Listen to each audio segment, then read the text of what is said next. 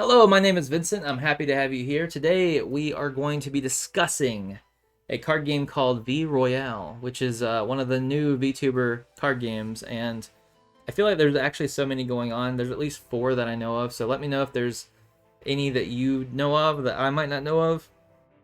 But we're seemingly getting kind of stampeded with them. But I mean, I get it. VTubing's popular. VTubers are popular, so let's get right into the gameplay mechanics and let's take a look.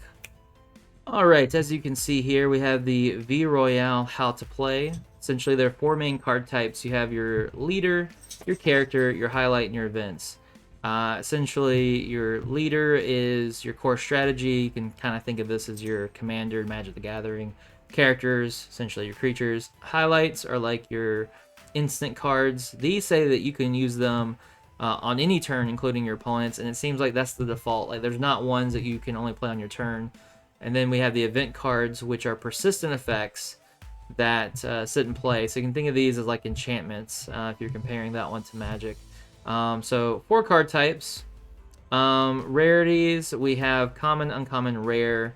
Then we have super rare, and then special super rare, which is an ultra rare variant of the super rare cards. Immediately, I'm going to say that I do like the overall design and layout of the cards. Though being left-handed, it will be a little tough, like with the way that left-handed people fan out their cards, to see the cost here. Like, I don't know how I feel about the cost being down in this corner. I kind of wish it was like up here or right here. But it's not awful. I do kind of think the overall card looks pretty cool. Now there is the roster construction, which is essentially your deck.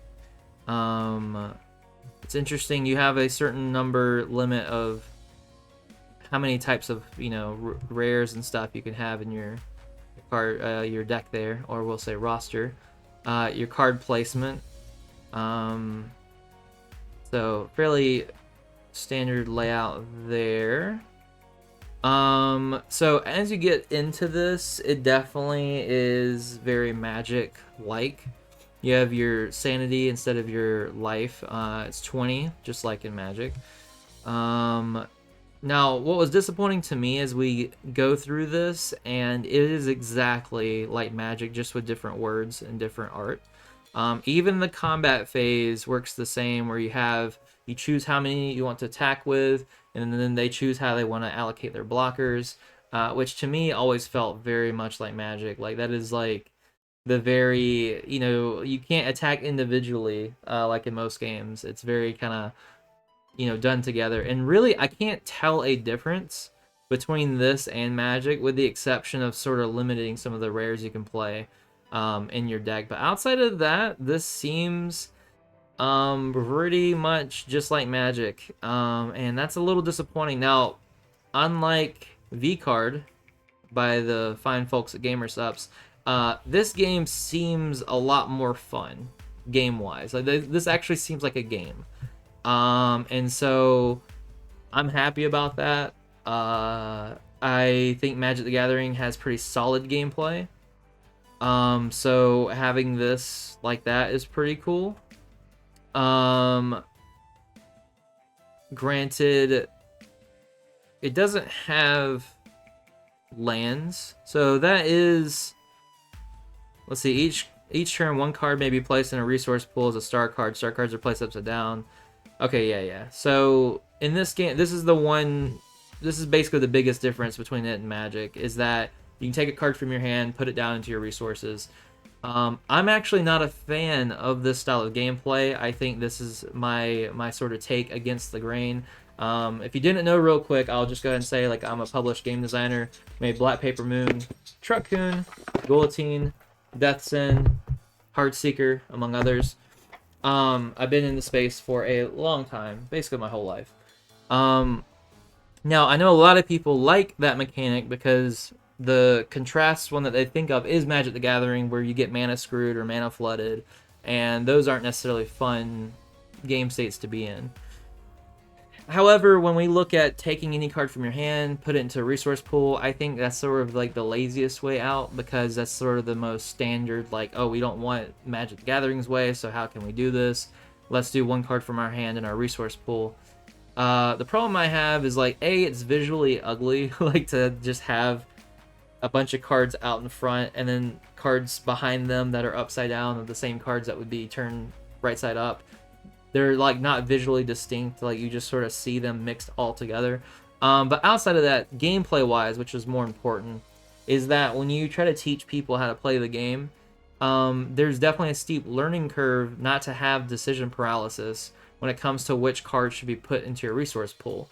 Now, for players that are a bit more adept, that's a bit more knowledgeable with TCGs, that's not really seen as a problem. So I think people that might be watching this video might be sort of decrying my statement on this and being like, oh, it's not a problem. But you have to consider that if you're watching this video, you're probably a little bit more ingratiated into TCGs in general.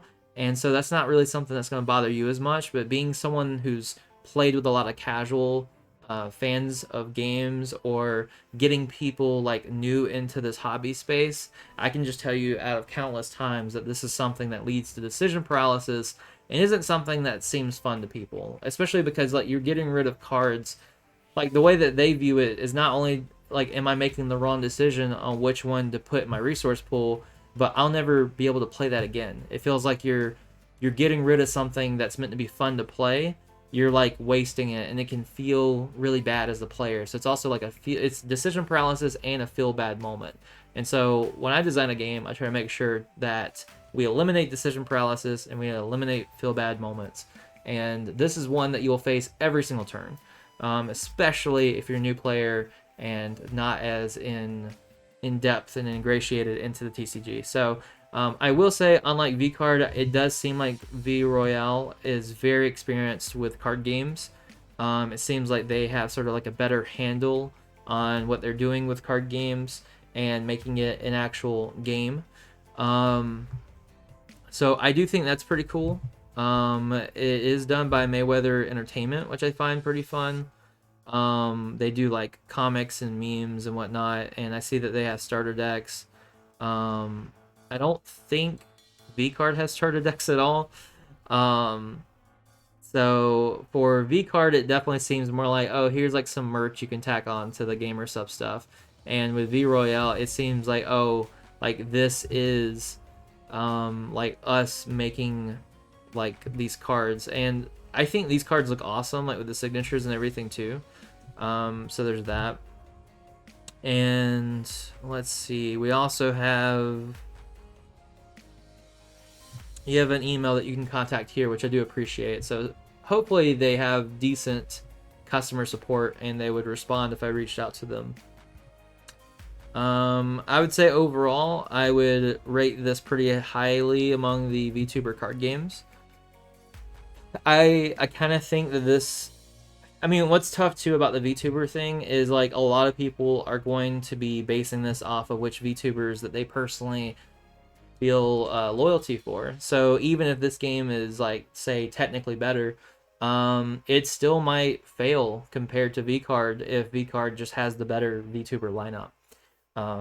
So I do think that's going to be one of the elements. I'm not exactly sure which card game has the best VTuber lineup. I'll need you guys to tell me that one. I assume it is VCard based off of what I saw. But I think card game wise, and also, I mean, the collectability of this looks pretty fun and the art looks amazing. So I think V Royale seems like a better game. But I wish that they had done some things a little bit differently. But, you know, still pretty cool. Let me know what you think of V Royale, V Card, and just VTuber card games in general. Be sure to check out our Discord and our website. We'll provide links in the description below. And as always, take care and stay awesome. Hey, what is up? If you are a fan of anime and tabletop games, then be sure to check out our card games, tabletop role-playing games, and even our manga. We have a lot of fun stuff over there for you to check out on our website, VindicateedEntertainment.com. We even have a brand new tabletop role-playing game, Black Paper Moon. Check it out, and we'll see you there.